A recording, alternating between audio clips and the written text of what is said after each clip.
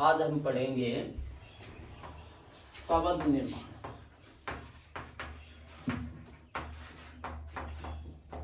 क्या है? शब्द निर्माण। शब्दों का निर्माण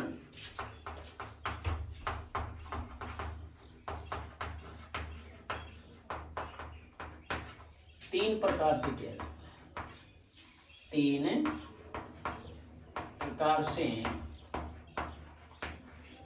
किया जाता है। क्या है? शब्द निर्माण में क्या है? शब्दों का निर्माण कितने प्रकार से हमारे पास? तीन प्रकार से किया जाता है। नंबर एक है अपने पास उपसर्ग से, दूसरा है प्रत्यय से, और तीसरा है समास से। तीन प्रकार कौन से हैं? उपसर्ग, प्रत्यय और समास। तो पहला अपने पास क्या है? उपसर्ग। उपसर्ग से शब्द का निर्माण कैसे होता है? तो उपसर्ग क्या है? वे शब्दांश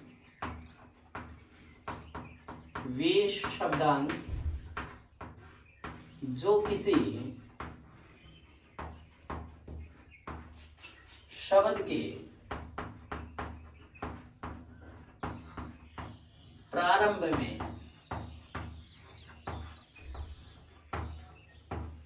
जुड़कर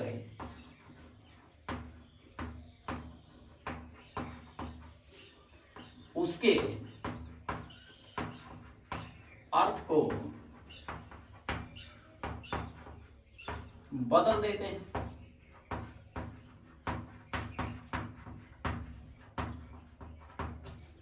उपसर्ग क्या हुए? वे शब्दांश। ये क्या होते हैं? शब्द का अंश होता है। वे शब्दांश जो किसी शब्द के प्रारंभ में लगकर उसके अर्थ को बदल देते हैं, वो क्या कहलाते हैं? उपसर्ग कहलाते हैं। उपसर्ग से शब्द निर्माण हुआ। जैसे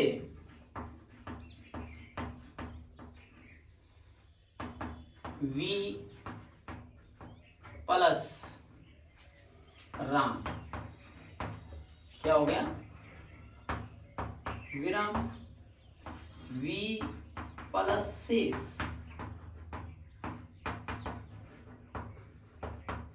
विशेष। पहले क्या था? शेष था। इसके साथ वी लगते ही क्या हो गया? वी उपसर्ग था, क्योंकि प्रारंभ में लगता है, और प्रारंभ में लगता है तो उसके साथ लगकर नए शब्द का निर्माण करता है। नया शब्द हमारे पास क्या बना? विशेष बना, और साथ में इसका अर्थ भी बदल गया। यहाँ शेष क्या था? बाकी, और वी उपसर्ग लगते ही क्या बन गया? विशेष। विशेष यानी कि खास। और यहाँ भी इसी प्रकार, जैसे पहले मूल शब्द क्या था? राम था। राम के साथ वी उपसर्ग जुड़कर क्या बन गया? विराम। इसी प्रकार वे शब्दांश जो किसी शब्द के प्रारंभ में लगकर उसके अर्थ को बदल देते हैं, वो क्या कहलाते हैं? उपसर्ग कहलाते हैं। तो इस प्रकार हमसे उपसर्ग से नए शब्दों का निर्माण होता है। ये हो गया अपना, कौन सा हो गया? उपसर्ग। जो किसी शब्द के प्रारंभ में लगकर उसके अर्थ को बदल देते हैं, उसमें परिवर्तन ला देते हैं, वो कौन से होते हैं? उपसर्ग कहलाते हैं। उसके बाद दूसरा निर्माण कौन सा अपने पास? प्रत्यय का। तो प्रत्यय में क्या होता है वो भी देखते हैं अभी। प्रत्यय में दूसरा कौन सा है? प्रत्यय। प्रत्यय से शब्दों का निर्माण। तो प्रत्यय वे शब्दांश जो किसी शब्द के अंत में लगकर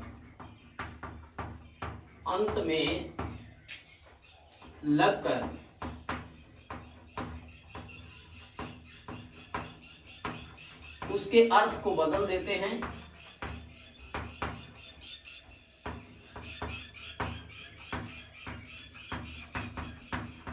या उसमें विशेषता उत्पन्न कर देते हैं।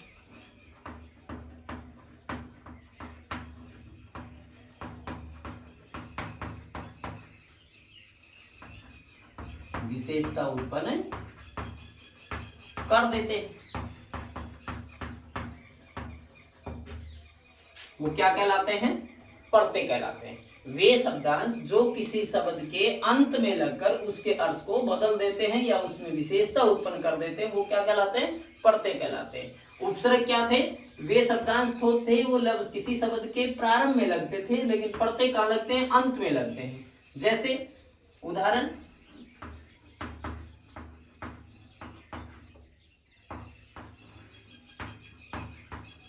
विदेश प्लस बड़ी, विदेश,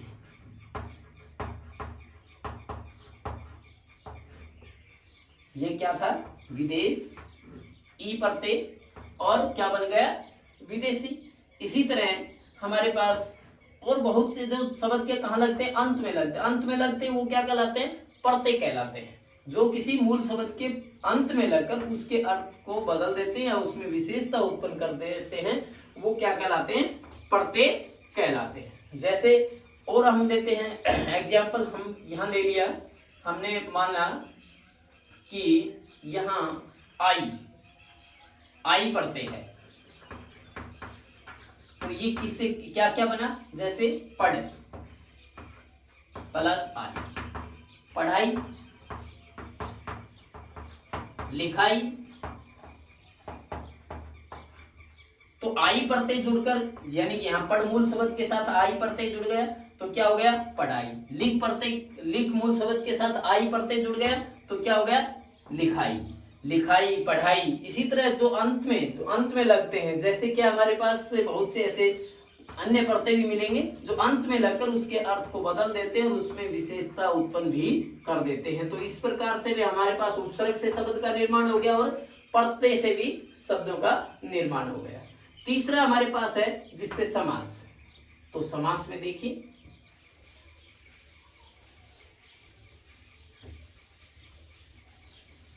समास में क्या है? समास परस्पर संबंध रखने वाले, परस्पर संबंध रखने वाले दो या दो से अधिक, दो या दो से अधिक शब्दों के मेल की प्रक्रिया को, मेल की प्रक्रिया को समास कहते हैं। समास की परिभाषा हमारे पास क्या हुई? परस्पर संबंध रखने वाले दो या दो से अधिक शब्दों के मेल की जो प्रक्रिया है, उस प्रक्रिया को क्या कहते हैं? समास कहते हैं। तो इससे भी, समास से भी क्या होते हैं? शब्दों का निर्माण होता है। जैसे समास हमारे पास कितने हुए? समास 6 भेद हैं। इसके भेद कितने होते हैं? हमारे पास 6 भेद होते हैं। ये कौन कौन से हैं वो अभी देखते हैं। 6 भेद हैं हमारे पास समास के। तो 6 भेद कौन कौन से हैं? नंबर 1 है अपने पास अवयवी भाव समास। दूसरा है तत्पुरुष समास।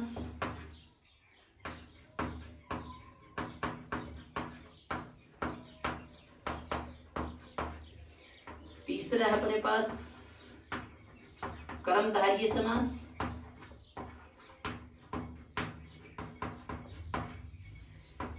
चौथा है अपना अविभाव समास, तत्पुरुष समास, कर्मधारय समास, द्विगु समास।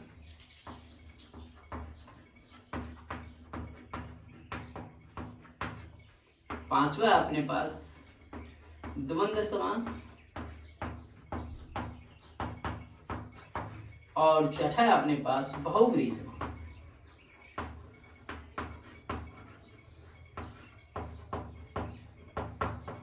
ये इसके कितने भेद हैं?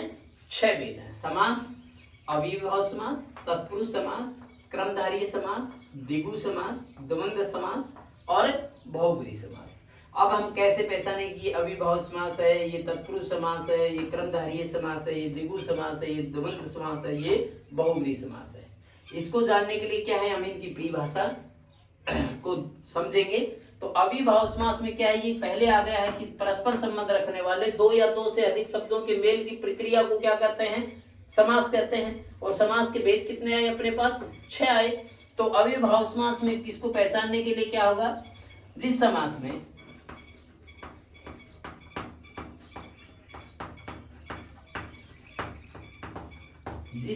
में पहला पद प्रधान हो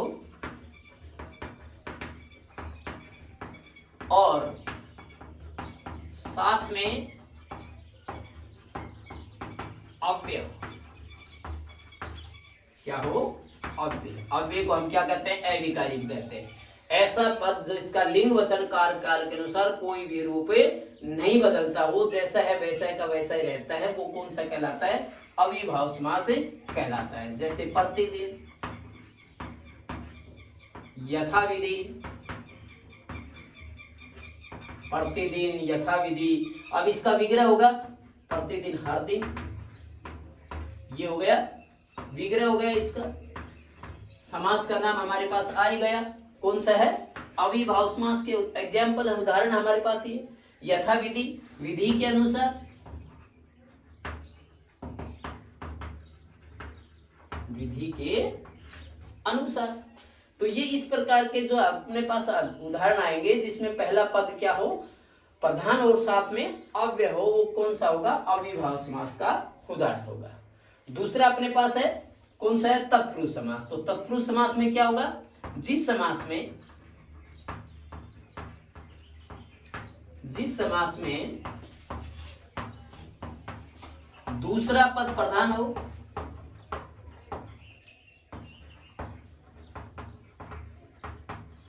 लेकिन तुलना न हो, क्या कह रहा है, तुलना न हो, किसी के रंग रूप दशावस्था के साथ में तुलना न हो, लेकिन क्या हो, प्रधानता दूसरे पद की हो। जिस समास में दूसरा पद प्रधान हो लेकिन क्या कह रहा है, तुलना नहीं हो। तुलना किसी के रंग रूप दशावस्था के साथ में हम करते हैं, प्रधानता तो दूसरे पद की हो लेकिन तुलना नहीं हो। जैसे स्नान घर, घर है किसके लिए है, स्नान के लिए, तो विग्रह क्या हो गया, स्नान के लिए घर। रसोई घर, रसोई के लिए घर। तो ये क्या है कि दूसरे पद की प्रधानता लेकिन किसी के साथ यहाँ तुलना नहीं दर्शा रखी, कहीं तुलना नहीं है, तो ये कैसा है, कौन सा कहलाएगा, तत्पुरुष समास कहलाएगा। उसके बाद तीसरा अपने पास कौन सा है, इसको भी देखते हैं।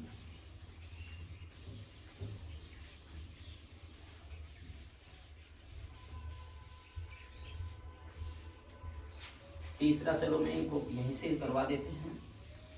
तीसरा था अपने पास कर्मधारय समास। कर्मधारय समास में क्या है, जिस समास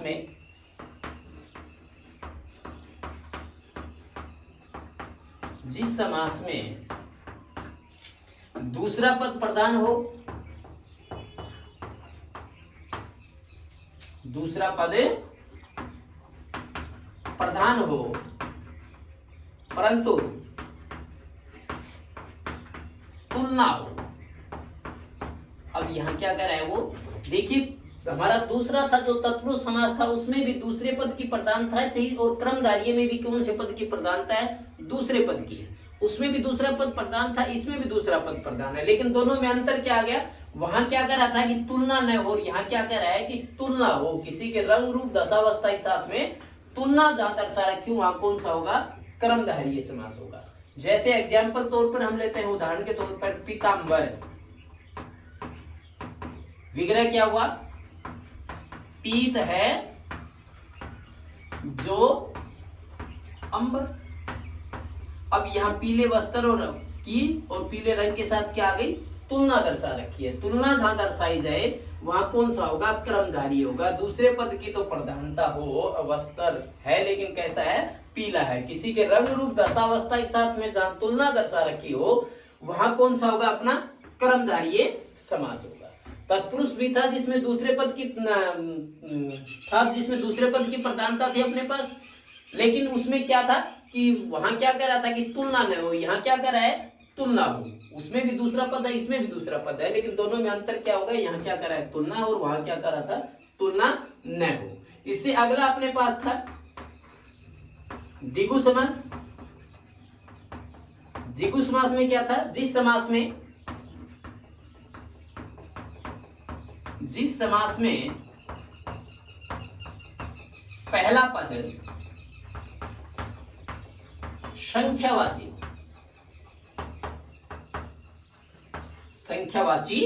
हो, संख्या का बोध कराए। संख्यावाची यानी कि संख्या का बोध कराए, जिसमें पहला पद, जैसे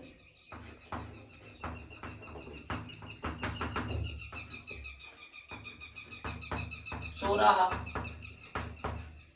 शताब्दी, चौमासा, चवन्नी।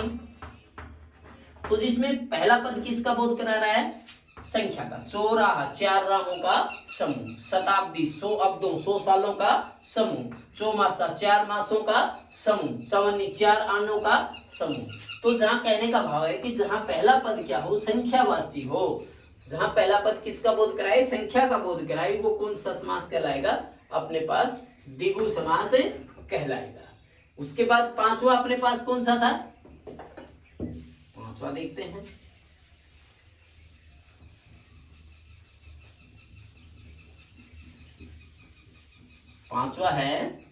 पांचवा था अपने पास द्वंद्व समास।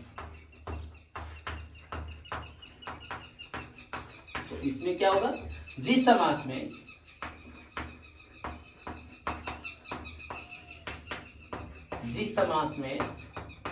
दोनों पद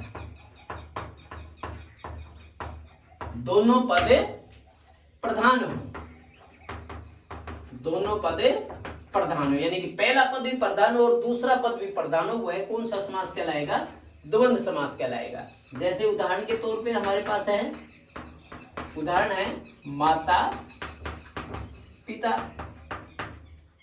लाभ हानि। और इसके विशेष, इसको पहचानने के लिए हमारे पास क्या है, जितने भी विलोम शब्द हैं हमारे पास, वो विलोम शब्द के जितने भी उदाहरण हैं वो किसके मिलेंगे, आपको द्वंद्व समास के उदाहरण नजर आएंगे। जैसे ये दोनों एक दूसरे के विपरीतार्थक हैं, विलोम है, माता पिता, लाभ हानि। तो एक दूसरे के जितने विलोम शब्द हैं वो सब किसके मिलते हैं, द्वंद्व समास के उदाहरण। तो इसमें पहला पद प्रधान होता है, दूसरा पद भी प्रधान होता है। इसमें लाभ भी और हानि दोनों पद प्रधान होते हैं। जिसमें दोनों पद प्रधान होते हैं वो कौन सा हो गया, द्वंद्व समास हो गया। उसके बाद अपने पास छठा कौन सा है, बहुव्रीहि समास। बहुव्रीहि समास में क्या होता है, जिसमें जिस समास में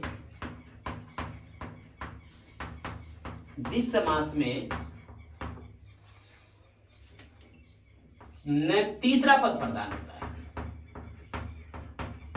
जिस समास में तीसरा पद प्रधान होता है, न तो पहला होता है न दूसरा होता है, कोई तीसरा पद ही प्रधान होता है। यानी कि ऐसे शब्द जो किसी अन्य के लिए प्रसिद्ध हो गए हों, वो कैसे होते हैं, किसके उदाहरण मिलेंगे आपको, बहुव्रीहि के। जैसे हम पीताम्बर को लेते हैं, हमारे पास पीताम्बर पहले कर्मधारय में भी आया था, लेकिन हम क्या दिखा रहे थे, तुलना दिखा रहे थे। लेकिन पीताम्बर का अगर विग्रह हम करते हैं, पीत हैं अंबर जिसके, पीत हैं अंबर जिसके, तो जिसके लगाते ही हमारा ध्यान कहां चला जाता है, तीसरे व्यक्ति वस्तु स्थान की ओर चला जाता है। तो पीत अंबर जिसके, पीले वस्त्र किसके हैं, किसने किया था, श्री कृष्ण। तो यहाँ क्या हो गया, किसका बोध कराया, तीसरे का। तो जहां जिस समास में न पहला पद प्रधान होता है न दूसरा पद प्रधान होता है, कोई अन्य यानी कि कोई तीसरा ही पद प्रधान होता है, वहां कौन सा होता है, पीताम्बर, वहां बहुव्रीहि समास हो गया। जैसे पीताम्बर हमारे पास पीत है अंबर जिसके, तो किसके थे, श्री कृष्ण। इसी प्रकार हमारे पास है लंबोदर, लंबा है उदर जिसका, तो किसका है? गणेश का। तो इसी प्रकार क्या है, जो जिसमें न पहला पद प्रधान है, न कोई दूसरा पद प्रधान है, कोई तीसरा ही पद प्रधान होता है, वो क्या कहलाता है? बहुव्रीहि समास कहलाता है। तो ये समास के कितने भेद थे? 6 थे। अविभाव समास, दूसरा तत्पुरुष समास, तीसरा क्रमधारीय समास, चौथा द्विगु समास, पांचवा द्वंद्व समास और छठा बहुव्रीहि समास। इस प्रकार हमारे पास उपसर्ग, प्रत्यय और समास से किसके शब्दों का निर्माण होता है? 3 प्रकार से, उपसर्ग से, प्रत्यय से और समास से। तो ये शब्द निर्माण था अपने पास, उपसर्ग, प्रत्यय और समास।